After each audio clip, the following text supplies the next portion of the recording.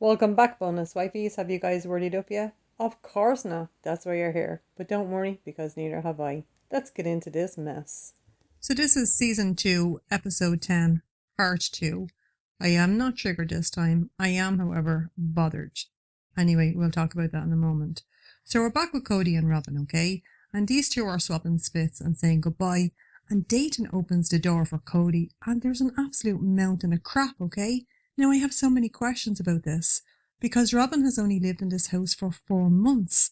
Where on earth did she get all this stuff from? It's like, it's just a mountain of stuff, okay? Now we're with Mary and Leon in the Lehigh house, and Leon is definitely ignoring Mary, okay? And I'm thinking, just give them some space, because like they're a teenager, they're moving, they don't want to move. Well, nobody wants this move, but anyway, instead of just giving this kid some space, right? Mary starts pulling their hair and then says, I didn't pull your hair. And I'm like, Mary, I seen you pull this kid's hair. I seen you doing it, okay? Now, Leon is saying that they want to stay. And we see crap, and I have to say it's everywhere. Now, I do have a theory about this, okay? I do have a theory. Leon moving, okay? So Mary is trying to pretend that she is supportive of Leon, and the fact that Leon wants to stay. But I don't believe it to be true for a moment, okay? So what Mary is doing, she's putting the blame. She's pretending to be supportive, but what she's really doing is she's saying, "Oh yeah, like that's a great idea. Let's workshop this and we'll put it to Dad." Knowing full well, of course, that Kody is going to say, "No 15-year-old is staying here like on their own." So I was actually thinking about that, okay? Anyway, everything is always chaotic with this family, okay? So they're moving on Tuesday, not Monday, and that alone is causing like pandemonium, okay? So Kody says this, right? Kody says they're going to take the essentials, and Christine says, right, beds and kitchen stuff. And I thought, hang on, why are we taking beds and kitchen stuff? Because they're going to like an Airbnb, so like that's all going to be provided. It was so weird, okay? But Mary says she's not taking anything. Now we see Cody's trailer, okay? This is a tiny, tiny little trailer. It's like a trailer that you'd carry turf in. It's like it isn't going to fit anything in it. So he says he wants to talk to Janelle about renting a truck, okay? Now Janelle said she doesn't want to rent a truck, okay? Because she doesn't want to be drawing any attention to themselves. And Kody just says too late. And I thought, well, then why did you ask her? Why on earth did you ask? And you're the one who was scaring everybody, literally scaring the crap out of all your family. Now we see Janelle in a new look, okay? I have to say, right? This woman is an absolute mystery to me because, we will see her and she will give us like this Anna Nicole Smith with a kind of Martha Stewart look.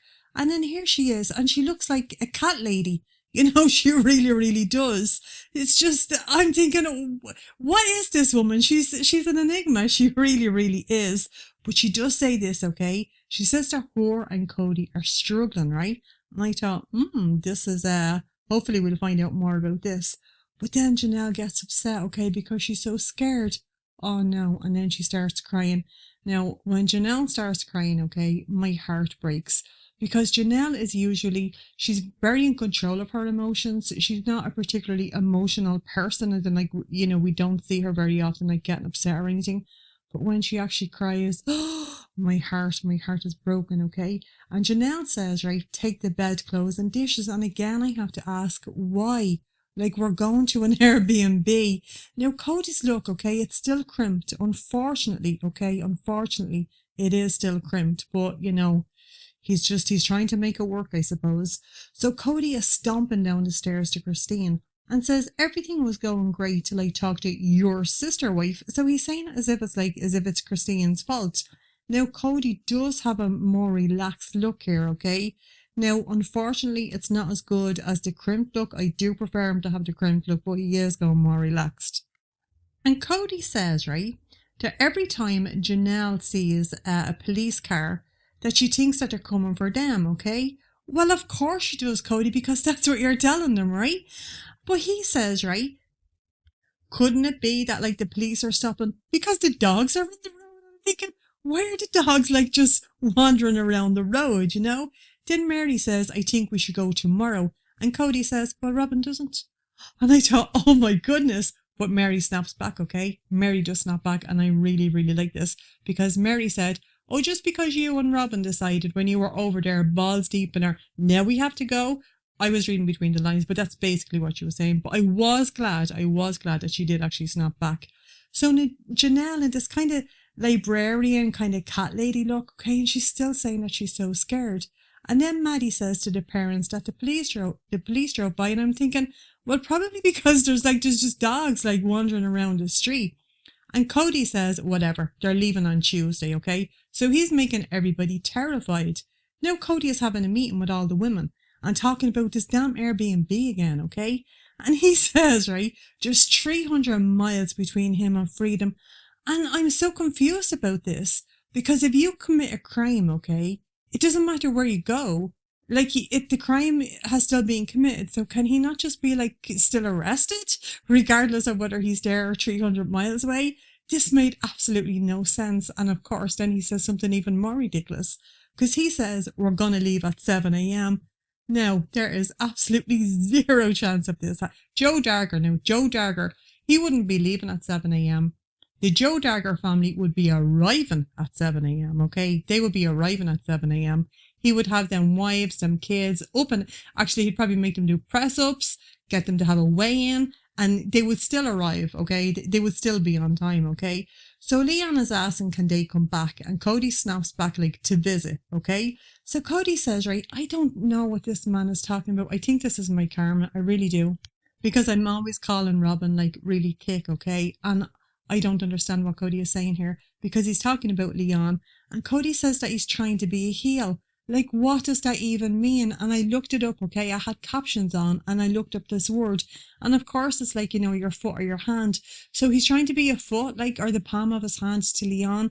I'm so confused. But maybe it's a saying in the United States. And if so, please let me know, because I'm feeling really stupid here. Like, when Kody and Robyn say stuff that I don't understand, my mind is completely and utterly blown, okay?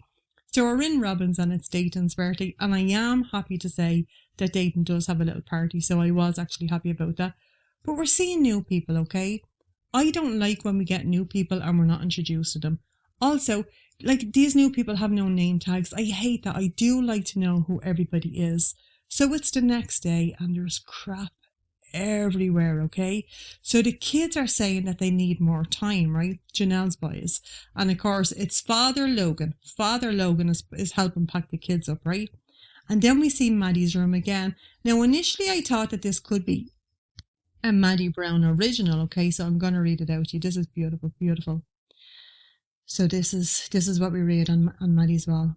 My heart's soul was awakened when your love sang its sweet song. To save the hurt, it quiets to a soft murmur when your light fades. But it still remembers what bliss is, and it knows that the want will always be worthwhile. Signed, a birdie. Now, we know that Maddie called Robyn birdie. Not anymore, she's not anymore. But initially, okay, she called Robyn birdie. So now Robyn is writing on this family's walls. Oh my God. I couldn't be. So it's not a Maddie original. It's actually a Robyn original. And I was wondering, did she just make that up? Like, because I don't think she's that smart. I really don't think that's smart. And this kind of broke my heart, but made me laugh all at the same time, okay? So we see Savannah, okay? Now, I'm thinking, right, I see a laundry room, but there's clothes outside of the laundry room on the opposite side. Now, okay, I love Janelle. I love Janelle. But I know that Janelle is lazy, okay? I know she's not into this stuff. So I think if this had been clean, dry clothes, Janelle would have just left them in the dryer, okay? Which then leads me to believe that these may actually be dirty clothes because they're just dumped on the floor. And Savannah is looking for knickers. And I thought, oh no. We need to get this kid some help, okay? Because she does actually find herself 2 pairs of knickers. But I'm thinking, no, poor Savannah, okay? Where is the dad? Where is Father Logan? Come and get this kid and help her find some clean knickers for herself. Oh my God. So this house is being packed up, okay? And we get a really good look at it. And I have to say, this gaff is wrecked, okay? It's absolutely and utterly wrecked. But I know, there's a lot of kids.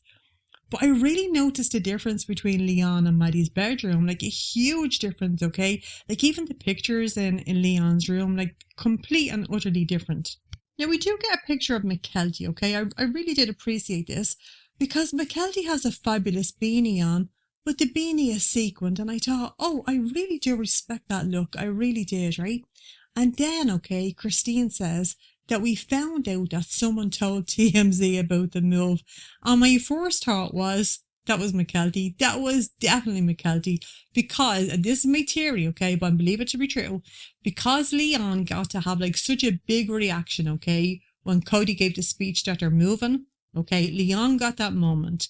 So McKelty is making her own moment. It was McKelty that contacted TMZ. I believe that to be true. I really do. So now apparently we're leaving on Monday. I'm telling you, I get whiplash. I get whiplash from this family. And because we're leaving on Monday, there's no time to like clean or to tidy. And so they're just going to leave, okay? Because they say like they have family in the area. So like we're just leaving. And now everybody is packing frantically, okay? And we see truly Maggie Simpson. And truly Maggie Simpson is just being passed. Just being passed like a tie between McKelty and Christine. And I love that. I love when we just like get the raw, like real life moments. And now Logan is loading up the truck, okay? Of course, like his kids are helping him. And Logan is giving out to Peyton because Peyton has so much stuff. Now, bear in mind, okay, poor Peyton was absolutely and utterly heartbroken, okay? So I'm thinking, oh, you know, Father Logan, just leave him alone. But then Logan says, right, that half the boxes in the truck are from Peyton's room and it's toys, and I'm thinking, yeah, throw them out. I agree with you, Father Logan, throw them out. You know, we need the important stuff.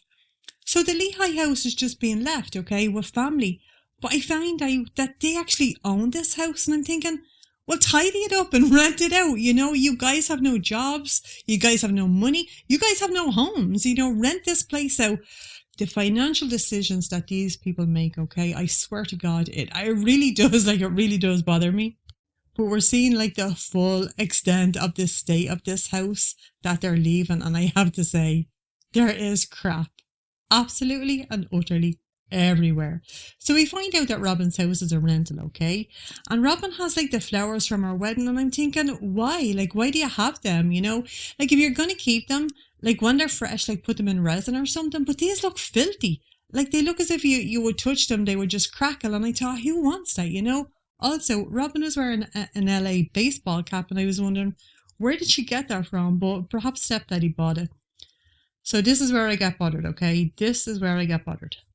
Because Robyn says, right, this is not the America I learned about when I was in school. And I thought, what on earth are you talking about, woman? Like, what history lessons did you learn then, you know? Like, please enlighten us, you know? And I really hate this. It's so dismissive, okay? It's the equivalent to a European person saying, Jesus, like World War II. No, I never heard about it. That's not the Germany I learned about in school. Or somebody saying like, oh, people were starved, like crops were stolen. Ah, lads, come on. That's not the Ireland I learned about in school. And stuff like that, like really, really bothers me because it's just so dismissive to like other people, you know, but then I was glad about this, okay? This made me happy. Robyn's expression. Robyn is literally turning into her mother here, and I love that. I loved that. That did actually make me happy. So it's the wives and the kids, of course, that are moving Robyn, okay? Like, of course they are. But then we find out, right, that Kody actually has the keys and Janelle is completely and utterly pissed, okay? So as they're packing up, we hear a siren. Now, guys, I believe this is not a police siren, okay? This sounds like the fire brigade siren to me, okay? Because like a police siren is fairly recognizable, but you know, panic ensues, you know, we have to have the panic. And now in the middle of all this, okay, we're going to have an old prayer. And I thought, oh, hang on, like you're saying that this is the guards and now we're just going to have a prayer. I thought we were in a hurry. But anyway, Kody says we're going to drive, right? We're going to drive until our navel is scratching our back. I have never heard of this expression before. So I was wondering, is this a biblical expression? Okay. I thought it could have been. So, but I didn't want to look it up because I couldn't be bothered. Also, I don't know whether Kody is in his like Mormon phase or whether he's pretending to be Jewish again. So I didn't bother looking it up. But anyway, if you know, let me know. So we're huddling for the prayer. Okay. And I have to say, I don't ever want to be in a huddle. I really don't ever want to be. I don't think I'm a team player. You know, no, actually I'm not a team player. But as we're huddling, okay, in this like real uncomfortable prayer huddle, there's like a song playing and it's all about like a sunbeam, but it's really creepy. Like it's really, really creepy song. And I'm thinking that's probably not like the best song to like play here because it's very Warren Jeffs. It's very like just kind of keep sweet and stuff like that. So I thought, yeah, that's a bad choice. So we're finally leaving now, okay? And it's dark. Like it's dark. And then we see Mary and like she has this huge truck that she's gonna drive with all Robyn's crap in it, okay? And when I see this, I then see Kody and Robyn, and they're just having a smooch while Mary has this big, huge truck. Now, I have to say, okay, I have a theory about these two. These two definitely role play. They role play some kind of like a victim and a hero, okay? And Kody has a sideboards going on here, okay? Now, I believe this to be true. I do believe that these two are big into role playing. Although I don't visualize Robyn as somebody who's very flexible. Although she's skinny here, okay? I still don't see her as somebody very flexible, okay? So I think well, no, I know it to be true. She's always the victim, okay? She's always just lying there and Kody has to save her. But we see Robyn's empty house, okay? And the poor fish is there. The poor fish is there all on its own. The fish that these kids like brought with them initially is just like left there, like just on the counter. And there's piles of crap everywhere, like all over this place. Oh, and we see the rose, like the rose just abandoned. But you know, it was crap anyway. It was falling apart. Kody also has quite noticeable herpes in this episode. And I have to say, Mary, okay, has a fresh blowout book, Christine. Oh my goodness. I don't know what's going on here. I really don't. I think Christine is thinking, okay, that if she dresses bright, she's going to look perhaps slimmer or something like that, but it's not. It's all the opposite, okay? She has like a peacock style skirt on and it is hideous. And I want to know where she got this, okay? I want to know and why. Like, who told her this is good? I've no idea. And oh my god, I have so many questions about this, okay? Anyway, we've driven 11 miles, okay, with Robyn in the Lexus, okay? And then Robyn gets a flat. Now, I have to say, these tires are banjaxed, okay? They're banjaxed, all right? And Kody and, of course, Father Logan are removing but there's no spare. I was so surprised by that. Like, this car costs tens of thousands, okay? And, like, there's no spare. So they're ringing around, okay, trying to get a spare, right? And we're being told this from the red velvet sofa. Now, I was very surprised, and I will say a little bit proud. Because Robyn tells us that there were no shops open, okay? There was no shops open because it was Martin Luther King Day. And I thought, Jesus, Robyn, pretty good girl, like tell us more. Well, she didn't tell us more. So I believe that Robyn knows that this is kind of like a significant day, but she doesn't understand the reasoning behind it. But I'm going to give her credit, okay? I am going to give her the credit because at least she knew something about it, okay, as opposed to nothing. So I'm going to give her that one. So Robyn has to take her kids out of the car and put them in Janelle's car. And we see Janelle's car again. That sellotape is still... I'm telling you, that is some advertisement for whatever sellotape that is, because it's still holding that down window up. And I thought, wow, you know. So they finally find a place, okay, and it's called Tire and Lube Express. And I did actually like that name. Now, Kody, I was all kinds of mind blown by this, okay? Because Kody is getting the wrong size tires because they don't have his size, okay? So he's going to get two of them to put on the back wheels, okay? And he's just going to try and make it fit. And now it's 2 hours later. How on earth does it take that long? Like, literally, how does it take that long? To change a wheel on a car? 2 feckin' hours? Like, oh my God, this guy can't do anything. So finally we're back on the road. And less than a mile, Christine gets a flat tire. But like suddenly Kody is now angry, okay? So like he's now angry. Like he was all like, you know, worried about Robyn. But when it comes to Christine, like he's angry. So I didn't appreciate that. And Logan tells us, okay, that they've been gone for like 2 or 3 hours and they've only driven 25 miles. I have to say, okay, I really do have to say, all of these kids, okay, they are just such great children. They really, they have the patience of saints. They really, really have, every single one of them, okay? And Kody is telling everybody to pull over, like to the side of the road. And I'm thinking, Why are we doing this? Just send everybody on like ahead. This makes absolutely and utterly no sense. No sense at all. And now I'm bothered again, okay? Because I see Robyn driving that damn Lexus, okay? And Mary is driving the huge truck with all her crap in it. But ironically, okay? Ironically, it's Janelle's rust bucket with the sellotape that has a spare that'll fit, okay? Christine's car, right? Now bear in mind, okay? All of these kids, okay? And in like a very, very young truly have been stuck in these cars for hours.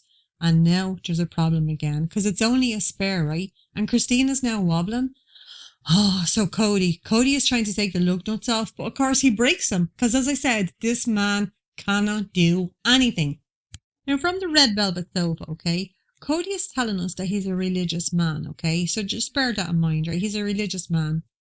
And he's trying to decide if that was a sign for him to stop, okay?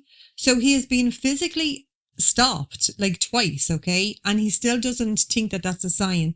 So he's taken the 2 stop signs that he had, okay, as a sign from God that he needs to continue.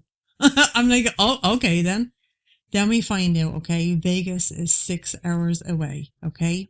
And they've been gone for 4 hours. And I'm thinking, oh, poor Christine with all these kids and a baby. So now we're going to get a hotel room, and I'm thinking, how much money is this costing? This has to be costing a lot of money because there's a lot of people, okay? There's a lot. I wonder how many rooms they book as well.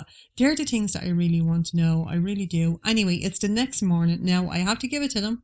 They're leaving when it's bright. I do have to give it to them. Now, these kids are smart, okay? So those kids are milling through that breakfast. They all have their bags with them. So I hope they're filling those bags up with whatever breakfast they can get their hands on. So we're back in the road and we see the tiny trailer again. And when I seen it, I just started laughing because it just keeps reminding me of like a little turf trailer. So after 200 miles, okay, Kody's trailer starts wobbling. Now, he has another flat. Everybody, of course, out of the cars. Why? I have to say, right, this family, I know that they're American and I know that they live in America, but to me, okay, they just seem like a family off a craggy island. They look like they belong in like Father Ted. Oh my goodness. But a trooper pulls them over, okay?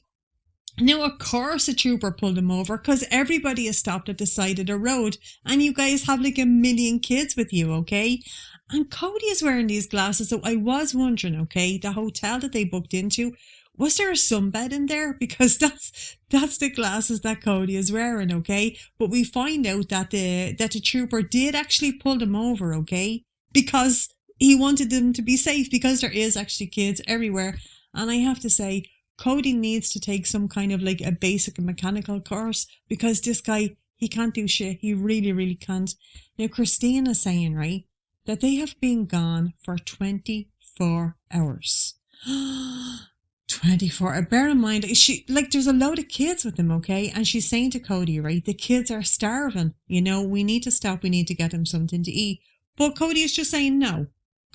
Just flat out, just no, okay? Because apparently now there's only 60 miles to freedom. And I'm like, it's not just you, Kody. There are other people in this family, And Mary, okay? Mary isn't a truck alone.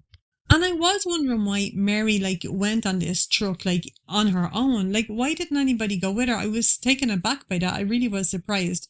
But Mary says when she seen the lights, okay, she thought that she felt at home now and she felt calm. And I thought, did you really though, Mary? Did you? So Kody is saying, right, that Vegas is grand, okay, and that it's tolerant. And it's his Plymouth Rock, okay? So he's saying that, he has a religious freedom. So basically, Kody just wants to be able to bang all his wives, have his Lexus, have these women, pop out kids, but they look after him. He wants to have all that without anybody kind of complaining about it. So we see the rental, okay? And all the family is pulling in. And these are these are actually something off of Craggy Island, but we see also Mona Reiki, okay?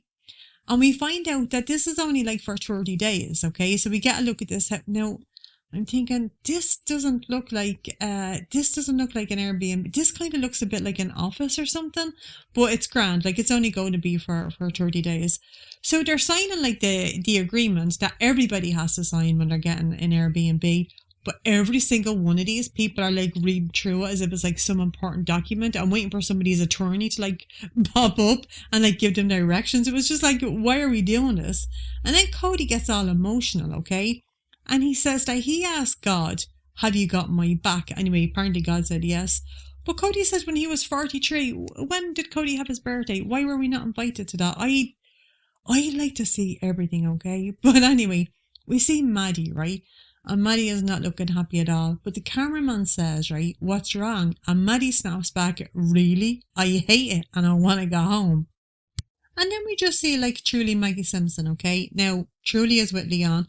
I have to say, I love the fact that these kids are so close. I really do. I really do love that, okay? But Truly is just on the snooker table, okay? And like she's completely and utterly bald. She's still completely bald, okay? Truly looks like if you rubbed her head, like, you know, you'd have a reflection. She really, really does like that, okay? And she's just sitting there, like, playing with the snooker balls.